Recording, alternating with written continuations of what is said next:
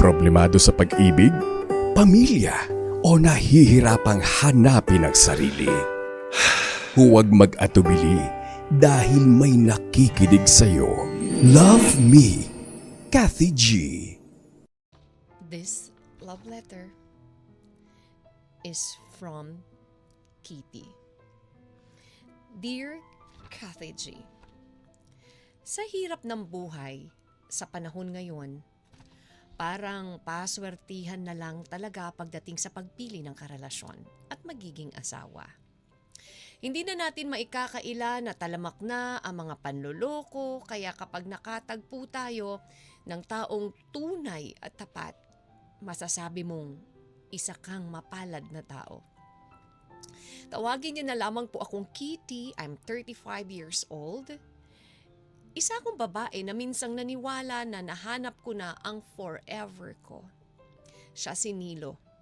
Ang lalaking masasabi kong nasa kanya na ang lahat ng hinahanap ng isang babae.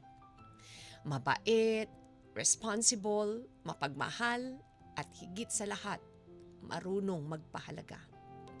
Sa loob ng 7 taon naming pagsasama bilang mag-asawa, ramdam ko ang seguridad at saya na akala ko ay habang buhay ko nang mararanasan. Pero Kathy, tila ba may sariling plano ang tadhana? Isang trahedya ang dumating sa buhay namin. Isang iglap na aksidente ang tuluyang kumuha sa buhay ng aking asawa.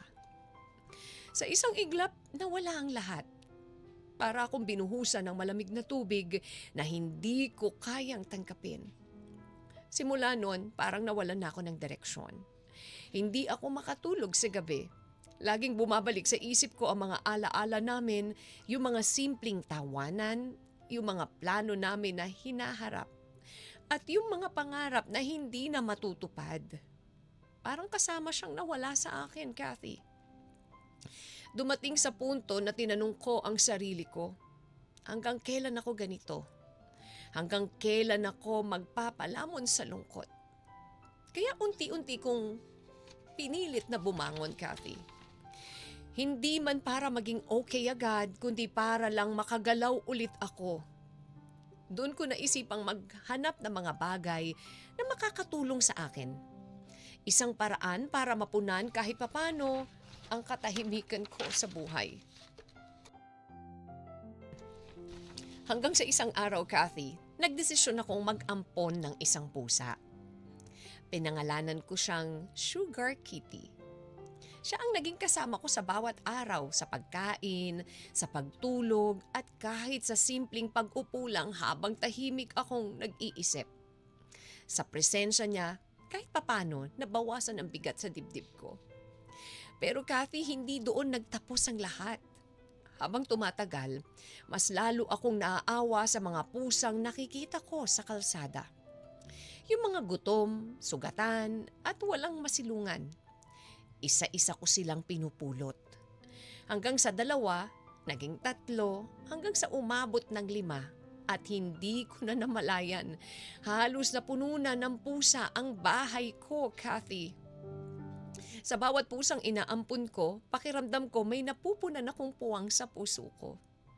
Parang sa bawat pag-aaruga ko sa kanila, unti-unti kong napapawi ang sakit na iniwan ni Nilo. Pero hindi pala lahat ay nakakaintindi. Unti-unting nagrereklamo ang mga kapitbahay ko. Sinasabi nilang nakakaabala na raw ang mga alaga ko, nagkakalat, maingay at umaabot pa sa bahay nila ang amoy. Hanggang sa umabot sa punto na pinabarangay nila ako, Kathy.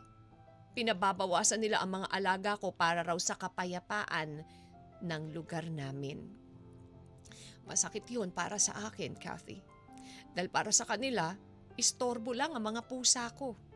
Pero para sa akin, sila ang naging dahilan kung bakit ako bumabangon araw-araw. Hindi ko kayang basta na lang sila ipamigay. Hindi ko kayang iwanan sila tulad ng pagkawala ni Nilo sa akin. Kaya naganap ako ng paraan. Naganap ako ng ibang matitirahan nila, Kathy. Isang lugar kung saan maaalagaan ko pa rin sila kahit papaano. Sa huli, 3 na lang ang natira sa bahay ko. Si Sugar Kitty na matanda na, si Kura na buntis, at si Conan ang nag-iisang lalaki. Sa kanilang tatlo, Kathy, si Conan ang pinakamalapit sa akin. Hindi ko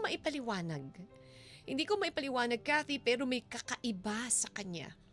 Sa bawat lambing niya, sa paraan ng paglapit niya sa akin, sa paraan ng pagtitig niya, parang may pamilyar, parang may alaala. Minsan kapag mag-isa ako ay tahimik ako sa paligid, pakiramdam ko sinilo ang kasama ko. Parang sa bawat pagdikit sa akin ni Conan, nararamdaman ko ang init ng pagmamahal na dati kong naranasan sa asawa ko, Kathy. Hindi ko alam kung dulot lang ba ito ng sobrang pangungulila o may mas malalim pa na dahilan. Minsan tuloy napatanong ako sa sarili ko kung nagiging delusional na ba ako o may mga bagay talaga na hindi kayang ipaliwanag ng sensya. Kathy, totoo kaya na may connection pa rin ang mga mahal natin na yumao na? Posible kayang sa ibang anyo bumabalik sila para iparamdam na hindi pa rin nila tayo iniiwan? O ako lang ba ang kumakapit sa ideyang yon dahil hindi ko pa rin kayang tanggapin ang pagkawala niya? Maliban na makita ko ang asawa ko sa alaga kong pusa. Normal ba itong nararamdaman ko, Kathy? O kailangan ko na bang magising sa katotohanan? Hanggang kailan ako dapat kumapit sa alaala ng aking asawa? Kathy, alam ko, hindi na maibabalik sa akin si Nilo, pero gusto kong humingi ng tulong at payo sa inyo. Paano ko ba tuluyang tatanggapin ang pagmamahal na hanggang alaala na lang? Hanggang dito na lamang po. Lubos na nagpapasalamat at nagmamahal. Kitty. Love Me, Kathy G.